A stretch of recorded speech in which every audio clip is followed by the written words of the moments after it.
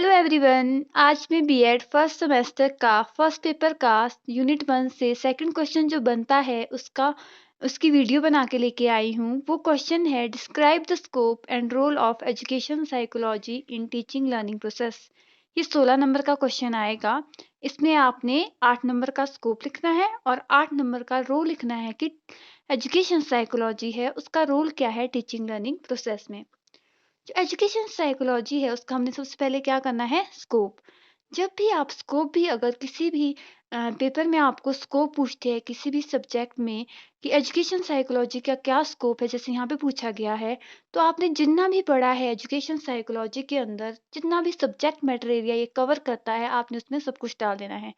जो education psychology है इसका स्कोप क्या है, दिन ब दिन बढ़ता जा रहा है। क्यों बढ़ता जा रहा है? क्योंकि इसमें एवरी डे क्या हो रही है, कांस्टेंट रिसर्च हो रही है इस पे। तो सबसे पहले हम इसके स्कोप में फर्स्ट वो करेंगे पॉइंट, वो है बिहेवियर। जो एजुकेशन साइकोलॉजी है उसमें हम क्या करते हैं, बच्चे का बिहेवियर तो हमने स्टडी करना है। तो इसमें हम क्या करते हैं, बिहेवियर करते हैं, लर्नर का स्टडी। ये बिहेवियर ऐसा क्यों कर रहा है, कब कर रहा है टीचिंग लर्निंग प्रोसेस में। तो हम इसमें सबसे पहले बिहेवियर को करते हैं। फिर दूसरा आता है इसके अंदर इंडिविजुअल डिफरेंसेस। हमें पता है कि no to individuals are alike, हर इंडिविजुअल दूसरे इंडिविजुअल से डिफरेंट है। कैसे डिफरेंट है? उसके एप्टीट्यूड में, उसके एटीट्यूड में, उसकी कैपेबिलिटी में, उसके इंटरेस्ट में, उसके एज में, उसके सेक्स में, उसकी कैपेसिटी में। तीसरा आता है इसके अंदर डेवलपमेंटल स्टेजेस। हम एजुकेशन साइकोलॉजी में और क्या पढ़ते हैं, डेवलपमेंटल स्टेजेस के बारे में। तो अगर हम बात करें कोई भी इंडिविजुअल है उसकी कितनी डेवलपमेंटल स्टेजेस होती है, 4। पहली है इन्फेंसी, दूसरी है चाइल्डहुड, तीसरी है एडोलेसेंस, चौथी है अडल्टहुड। जो इन्फेंसी आती है वो आती है 0 से 5 साल के बीच में, चाइल्डहुड आती है 6 से 12 साल के बीच में, एडोलेसेंस आती है 13 से 19 साल के बीच में, और जो अडल्टहुड है वो आती है 20 से ऑनवर्ड। जो अडल्टहुड है उसको हमने फर्दर डिवाइड किया है दो में, एक फॉर्मल अडल्टहुड, एक है लेटर अडल्टहुड। जो फॉर्मल है वो आती है 20 से 40 उम्र में, और जो लेटर है वो है 40 के बाद। उसके बाद जो चौथा पॉइंट है वो है लर्नर। हमने बोला कि एजुकेशन साइकोलॉजी में मेन फोकस क्या है हमारा, लर्नर का, कि लर्नर का बिहेवियर कैसा है, उसकी मोडिफिकेशन कैसी हो रही है। तो हमने बस यही पढ़ना है इसमें। और जो पांचवा है वो है लर्निंग। लर्निंग की एजुकेशन साइकोलॉजी है ऑल्सो स्टडी करती है nature and process of learning, कि हम जो चाइल्ड है उसकी लर्निंग को हमने कैसे इम्प्रूव करना है, इसके बारे में पढ़ते हैं हम इसमें। जो छठा है वो है पर्सनैलिटी एंड इंटेलिजेंस। हमें पता है कि डिफरेंट इंडिविजुअल है, हर एक इंडिविजुअल की अपनी पर्सनैलिटी है, उसका कुछ अपनी इंटेलिजेंसी है। कुछ लर्नर बहुत स्लो होते हैं, कुछ बैकवर्ड हो गए, कुछ बहुत ज़्यादा फास्ट हो गए, गिफ्टेड हो गए। तो डिफरेंट डिफरेंट क्या होती है, इंटेलिजेंसी होती है, और डिफरेंट क्या होती है, पर्सनैलिटी। उसके बाद नेक्स्ट पॉइंट आया मेजरमेंट एंड इवेल्युएशन।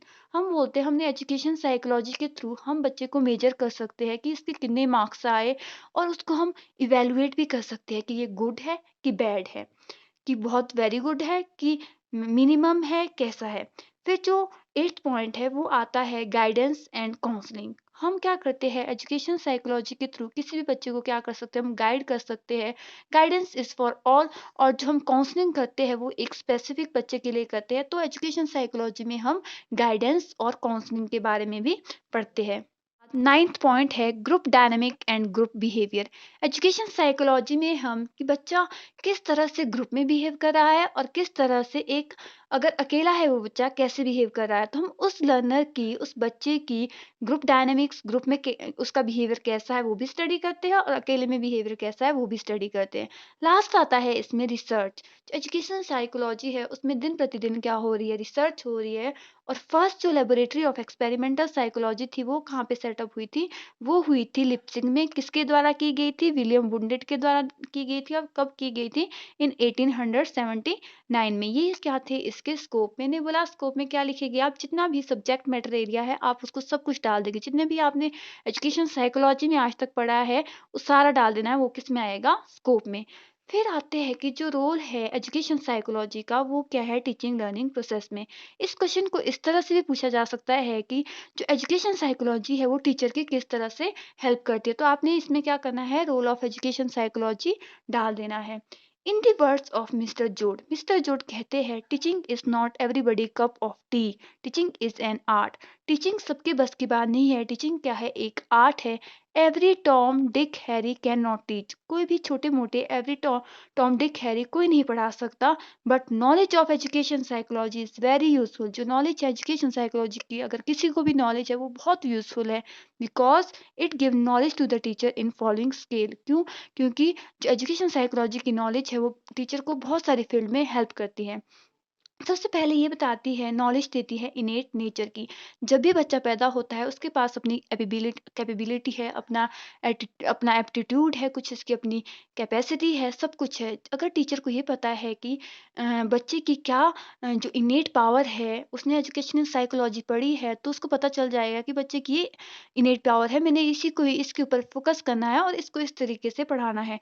जो दूसरा आता है, इस देता है टीचर को हेल्प, वो है knowledge of individual difference. Yes, जो know to individuals are like, हमने बोला कि कोई भी इंडिविजुअल एक जैसे नहीं है। One individual differ from other individual in age, in capacity, in capability, in potential, in abilities, in achievement, उसके अदर ट्रेड्स है। तो देयर आर गिफ्टेड चिल्ड्रन भी है, कुछ बैकवर्ड भी है, कुछ बहुत ज़्यादा फास्ट है। तो हमने बोला कि अगर टीचर को एजुकेशन साइकोलॉजी की नॉलेज होगी, तो उसको किसकी नॉलेज होगी कि डिफरेंट डिफरेंट इंडिविजुअल है, हमने इन सब के साथ किस तरह से ट्रीट करना, किस तरह से बिहेव करना है। तो तीसरा आता है नॉलेज ऑफ अनकॉन्शियस माइंड। अगर किसी ने एजुकेशन साइकोलॉजी पढ़ी है, तो उसको पता है कि मैक्सिमम पार्ट क्या है बच्चे का, अनकॉन्शियस माइंड है।